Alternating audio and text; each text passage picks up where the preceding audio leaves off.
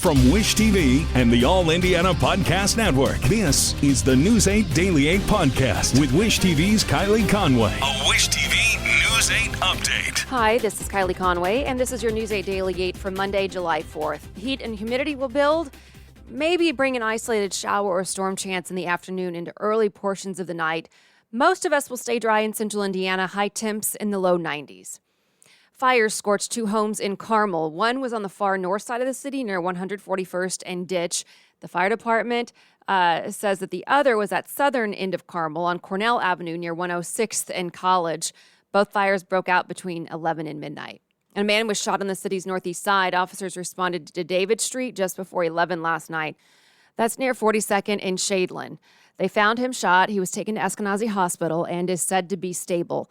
Police believe the shooting happened nearby at 46th and Arlington. No other information on the victim or possible suspect information has been released. Last night's shooting is just one of many in what's been a violent holiday weekend in Indianapolis. 11 people were shot in 10 different shootings in the city since Saturday afternoon. IMPD is searching for the person it says shot and killed a man on the city's north side. It happened yesterday morning just after 7 on Brettonwood Drive near 71st and Michigan Road. No information on a suspect or motive right now. Anyone with information is asked to contact IMPD. Clark County now, where a grim scene is unfolding in a funeral home. Police say officers found 31 bodies, several of them decomposing. Langford Funeral Home and Family Center is in Jeffersonville. Police also say they found cremated remains of 16 more people. The Clark County Coroner's Office is working to identify all of the bodies. And they ask anyone with a loved one handled by the funeral home recently to call the county coroner or the Jeffersonville Police Department. Indiana's Attorney General joined All Indiana Politics this weekend to talk further about his request for courts to lift injunctions against several Indiana abortion laws. Rokita asked about the injunctions last week after the Supreme Court overturned Roe v. Wade.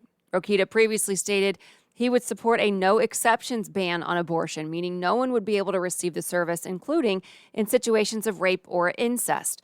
Our All Indiana Politics team asked him for more clarifications on that. It doesn't make the baby any less innocent, and that's the real hard part about this.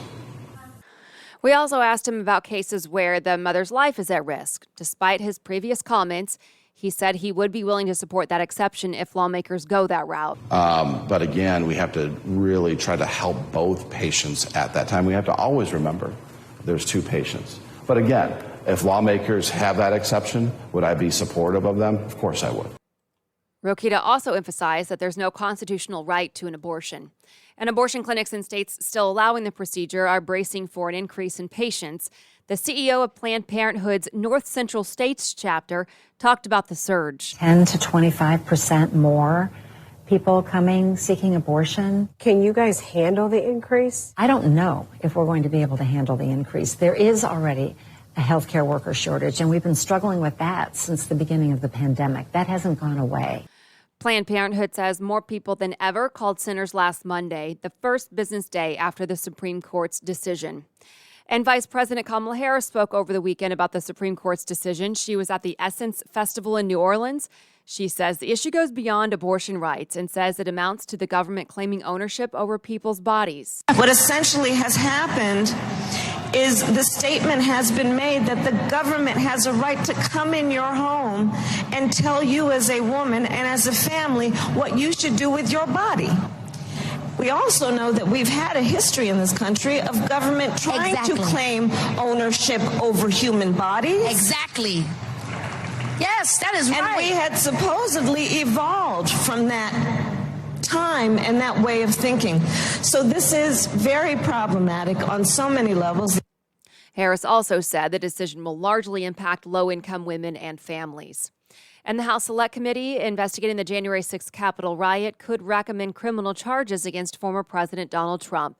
That's according to committee member Representative Liz Cheney. Cheney says it's likely the committee will take a position on whether Trump should face prosecution. Cheney spoke on ABC's This Week about the possibility. So the committee will or will not make a criminal referral? We'll make a decision as a committee about it. So it's possible there will be a criminal referral, which would be effectively the committee saying that he should be prosecuted, and this is the evidence that we've uncovered. The Justice Department doesn't have to wait for the committee to make a criminal referral, and there could be more than one criminal referral. The committee itself cannot charge Trump, but it can make a criminal referral. While most members view Trump's election fraud claims as a crime, they're split on whether to recommend his actions be charged. And there is new video out of Ohio. It's reigniting the debate over police use of force. It shows the chase and shooting of Jayland Walker 1 week ago today. Amy Kiley reports on the video, what police say happened, and how Walker's family is responding. We are done.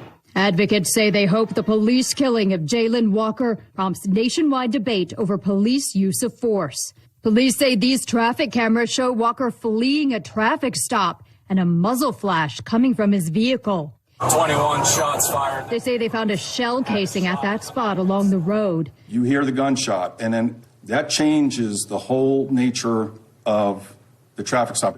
This video shows when the chase became a foot race. An armed suspect wearing a ski mask is far from routine. Officers say they tried to subdue Walker with tasers, but failed. Stop moving! This next video is graphic. It shows officers shooting and killing Walker. There is no pausing.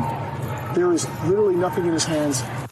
According to police, a medical examiner's report says Walker's body has dozens of gunshot wounds. They're going to have to articulate what was the perception of threat and why was it necessary to fire however many rounds each officer fired. Police later found a gun inside Walker's vehicle, not on his body. The reasonable officer's perception at the time of the encounter is what's going to be important, not looking back. Justice for Jayland looks like this: accountability and change in terms of the procedures and policies in place.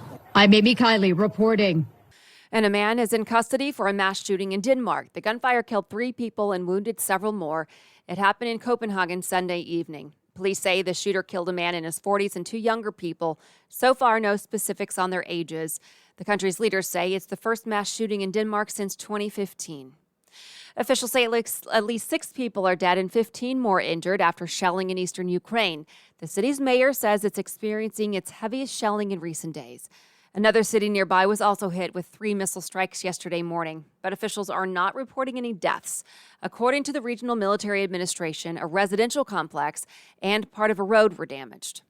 Farther east, a Ukrainian military official reports troops are being forced to withdraw as Russian forces advance. He says the decision was made to save the lives of soldiers and civilians. Officials say the city is on fire. There is destruction. Firefighters and other authorities are also working to clean up the damage. The military says it will be back to help defend the city, but it's asking for more resources.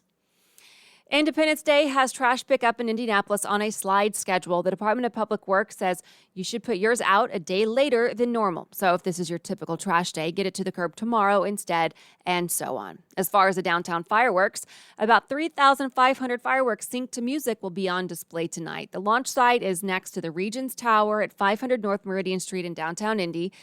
You can watch from the Indiana War Memorial Grounds near Pennsylvania and Vermont, or check them out at the American Legion Mall. It's about a 20-minute show, and it's expected to start at 10 p.m. So make sure you arrive early for parking. Be mindful of that traffic. Some other fireworks shows happening tonight. Noblesville's at 10 o'clock. There's Westfield Rock the 4th. Fisher's Parks and Rec fireworks are at 10. Hendricks County Food Trucks fireworks show is at 10. And the City of Lawrence 4th Fest at 10. The City of Carmel is celebrating the 4th also. Carmel Fest continues at Cardinal Green.